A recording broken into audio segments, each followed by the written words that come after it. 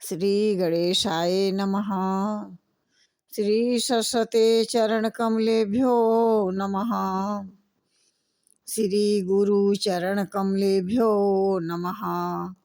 ओम हनुमते नमः।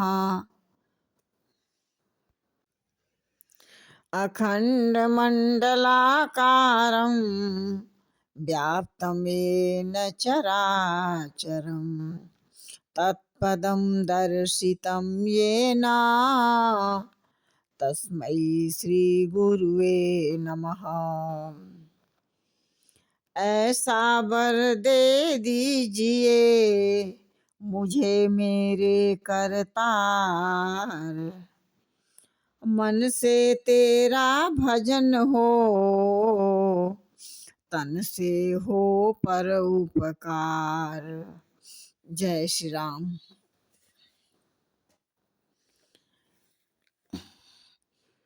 होई है सुफल आज मम लोचन, देखी बदन पंकज भव मोचन। निर्भर प्रेम मगन मुनि ज्ञानी, कही न जाई सो दशा भवानी।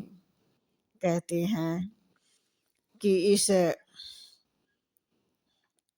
इस बाण का स्मरण आते ही मुनि आनंद मग्न होकर अपने मन ही मन में कहने लगे, आहा, भव बंधन से तो छुड़ाने वाले प्रभु के मुखारबिंद को देखकर आज मेरे नेत्र सफल हो गए। शिव जी कहते हैं कि हे भवानी, हे पार्वती जी, ज्ञानी मुनि प्रेम में पूर्ण रूप से निमग्न हैं, उनकी वह दशा कहीं नहीं जाती। दिशि अरु विदिशि पंथ नहीं सूझा, को मैं चलऊ कहाँ नहीं बूझा। कबहू के फिर पाछे पुनि जाई, कबहू के नित्य करई गुण गाई।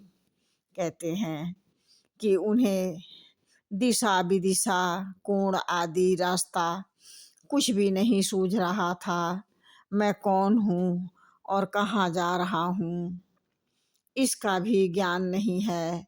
कभी पीछे घूमकर फिर कभी आगे जाने लगते हैं और कभी प्रभु के गुण गाकर नाचने लगते हैं। इस प्रकार से अविरल प्रेम भक्ति मुनि पाई, प्रभु देखे तरु ओट लुकाई। अतिशय प्रीति देखी रघुबीरा, प्रकटे हृदय हरन भव भीरा। कहते हैं कि मुनि के प्रगाढ़ प्रेम भक्ति प्राप्त कर ली। वृक्ष के आड़ में छिपकर भक्ति की प्रेमोन्नत में दशा देख रहे हैं। मुनि का अत्यंत श्रद्धा प्रेम और देखकर भगवान भव भय आवागमन को भय को हरने वाले श्री हरि रामचंद्र जी मुनि के हृदय में प्रकट हो गए। मुनि मग माझ अचल होई वैसा, पुलक शरीर पन सफल जैसा। तब रघुनाथ निकट चली आए, देखी दशा निज जन मन भाए। कहते हैं कि हृदय में प्रभु के दर्शन पाकर मुनि बीच रास्ते में ही अचल स्थिर होकर बैठ गए। उनका शरीर रोमांच से कटहल के फल के समान कष्ट कित हो गया।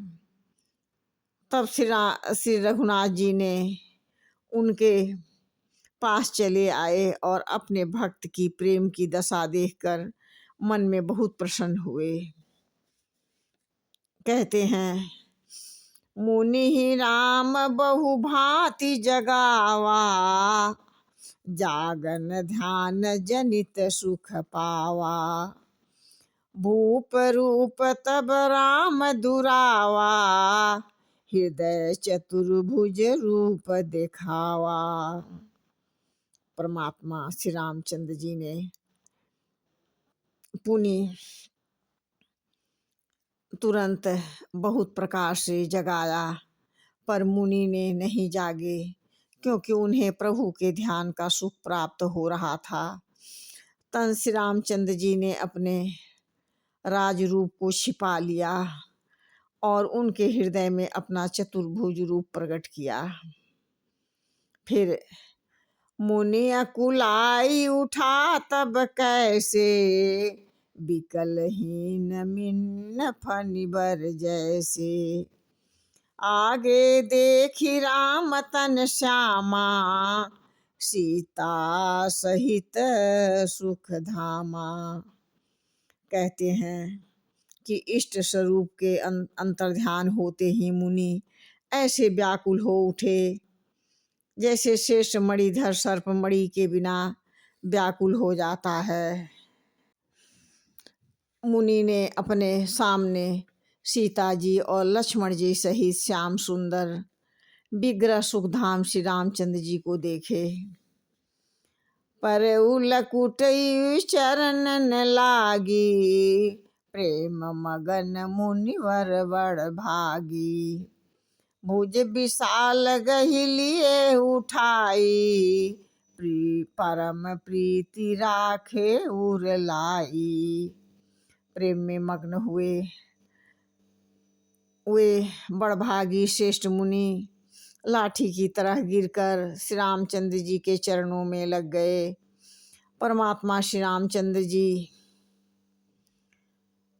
ने अपनी विशाल भुजाओं से पकड़कर उन्हें उठा लिया और बड़े प्रेम से हृदय लगा लिए।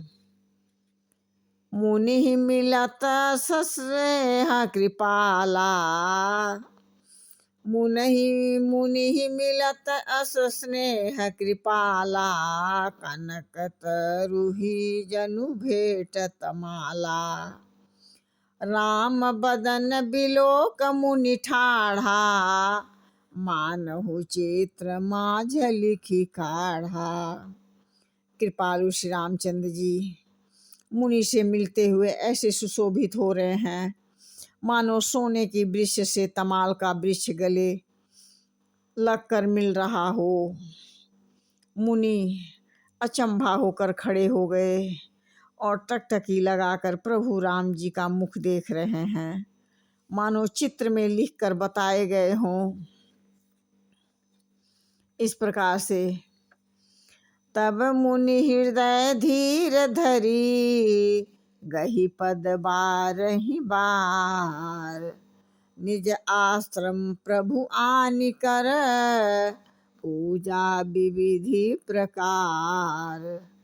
कहते हैं तब मुनि ने हृदय में धीरज धरकर बार बार चरणों में स्पर्श किया और फिर प्रभु को अपने आश्रम में लाकर अनेक प्रकार से पूजा किए और प्रभु का बड़े आदर से सत्कार किया। जय श्री राम।